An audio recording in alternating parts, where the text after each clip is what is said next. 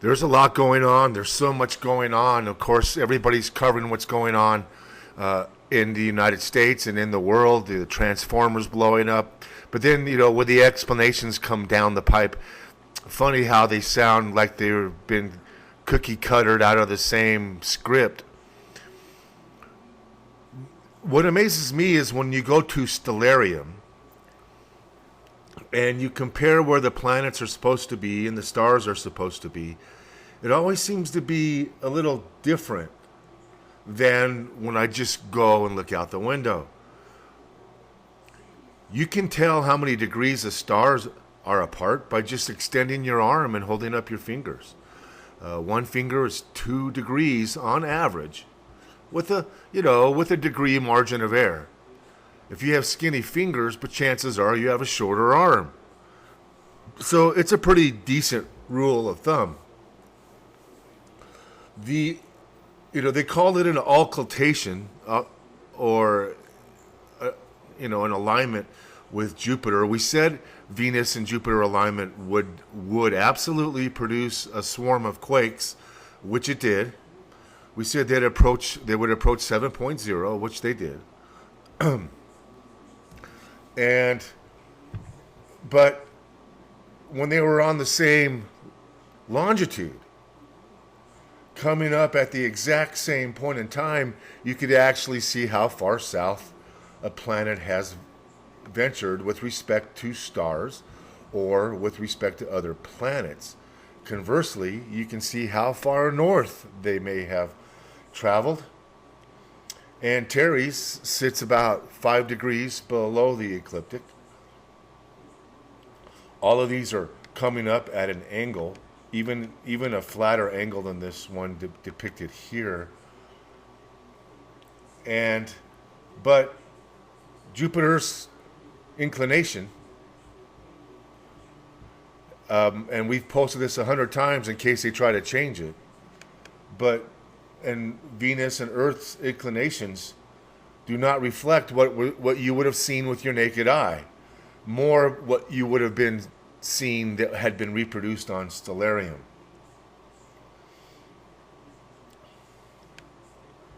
And I like Sky and Telescope because they kind of give you a bird's eye view or a human's eye view, a picture of what's actually transpiring. When the moon came to the same longitude, it was about 1 degree or 2 degrees north of Jupiter in the solar system.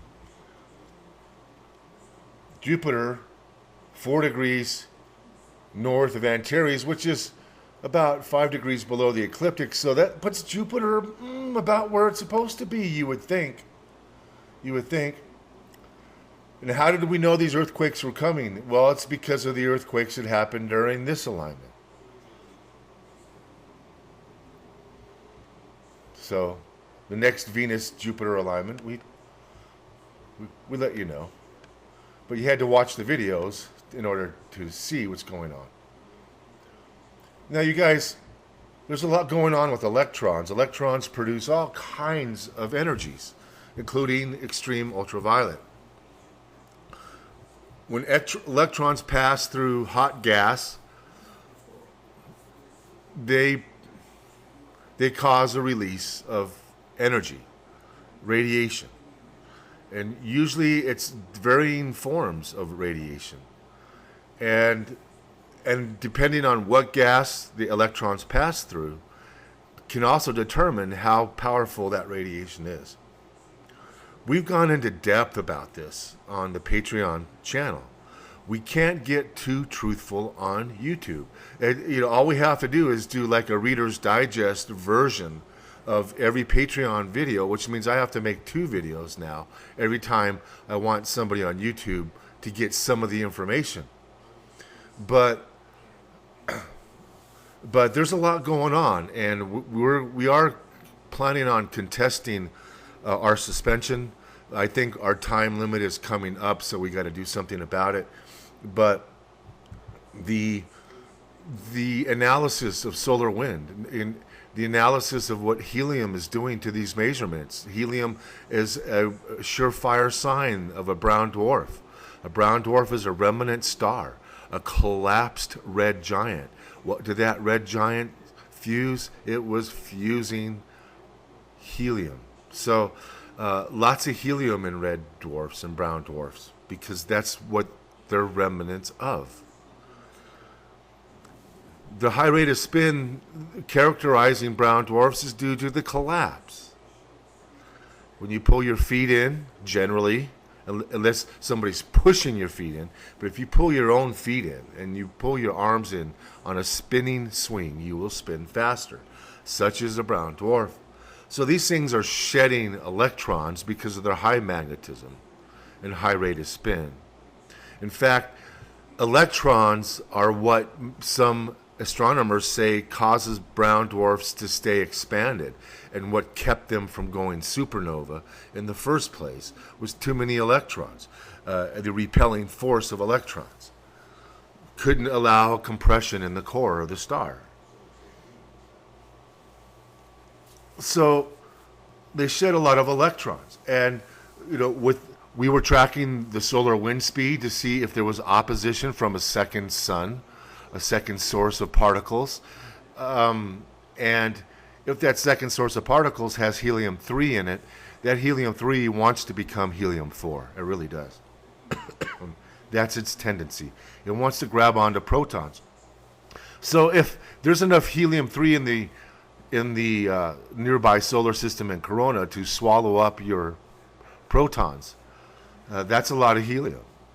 So it means a brown dwarf, it must be getting close. We showed you how the wind speeds are determined by a second wind. We've proven it over and over again. We showed you a consistent pattern for years until this thing started getting close and picking up speed and changing its relative position as well as its actual position. We showed you all that data. We went into really a lot of detail about what you're seeing and what the anomalies are on this instrument that nobody's talking about. We did that for you, but we can't. There's only so much we're allowed to reveal here on YouTube. So we have to find another venue to get the information out. But having spent 10,000, 15,000 hours between 4 and 5 people, some people not affiliated anymore with us, but there's a lot of man hours being expended to bring you this information. A lot of research, a lot of analysis, a lot of bouncing things back and forth, a lot of double checking of work that we used to do that we can't do anymore because we just don't have the time and the manpower. So the only way to make it work is to somehow compensate us for the time, that not the time that we have spent, the 10,000 hours, but to compensate us for the time we're spending today. It's the only way we're going to be able to pay the rent, keep the lights on, keep eating, and not have to move again. So, electrons are supposed to repel. Then why is our magnetosphere so compressed? In order to find out, well, most of the helium instruments are gone. They've taken down everything that we've used to show you. We've been a thorn in the side of many, many people. And the ones that don't want you to know what's going on. And with this amount of energy being produced in our magnetosphere on a simulation that measures energy, we have a really good explanation for why transformers appear to be exploding all across the world. And we've had this phenomenon before. 2 years ago, people were blowing processors in their satellite TV and their big screens. People were blowing processors or blowing their circuit boards, and even like dishwashers. Some people were burning out just simple water pumps. All of that happened during an electron event. Electrons are more likely to cause power issues because they're rapidly taken up in electrical fields. They rapidly affect the conductivity of metal, any metal. Protons, they can create a huge electromagnetic differential, but a pulse of electrons is what's going to fry your stuff, and is why satellites have been going into safe mode, and why it's very important that you know and you understand what is going on. Also, we try to point out the confusing stuff.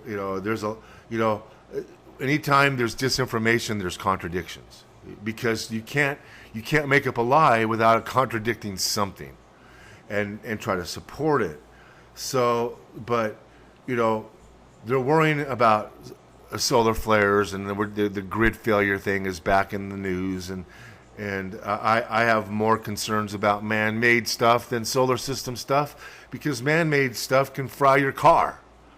I can stay cool in the summer by turning on the air conditioning in my car, but not if a weaponized EMP takes out every car. But there's always contradictions. You have a week's dying sun that's going to cause an ice age, but on the same video, in the same interview, in the same breath, they're saying, the sun's going to put out a massive solar flare bigger than anything we've seen in the centuries, and it's going to affect our this and our that, and it's going to cause $2 trillion of damages and put us back into the ice age. Well, that's man-made usually. But I will tell you this. Solar flares are a function of solar maximums. They're a sunspot phenomenon. So all this talk about no sunspots and low flares and dead sun and flat solar flares, which they weren't flat. That's a big mischaracterization. To take it from somebody who photographed every single solar flare this solar cycle. Yeah, take it from these people here at this channel that solar flares were not flat. But the bottom line is they're saying, yeah, well, we don't have any sunspots. The sun's dying. We're going to go into ice age. First of all, the last ice age wasn't much of an ice age. Number two, they navigated the oceans. We fought wars. Come on, guys. We grew crops still. Stop it. Number two, the act of a massive solar flare is a function of sunspots, is a function of solar maximum. So they're predicting a solar maximum like catastrophe and a solar minimum catastrophe in the same breath. That's how you know somebody's not feeding you the truth. There's always a contradiction. They contradict themselves. I love it when NASA makes statements in news conferences, because the minute they let the genie out of the bottle, the genie goes to try to put it back in the bottle. So there's so much information over on the Patreon site, and it's only a $5 a month subscription to help keep us researching and support our physicists. And the research is life-saving, and we've saved lives. People chime in every single day how much better they're doing ever since they started shielding themselves and drinking chlorophyll. So this is life-saving information. It's important information. It's censored information. Therefore, it's got to be released in a private club type setting, where Big Brother, sooner or later will get his hands on it, but not today and not tomorrow. So I'm encouraging you to look for us over on patreon.com and look for The Higher Truth Rises, and keep yourself informed on what's going on. Till next time, be prepared, not scared.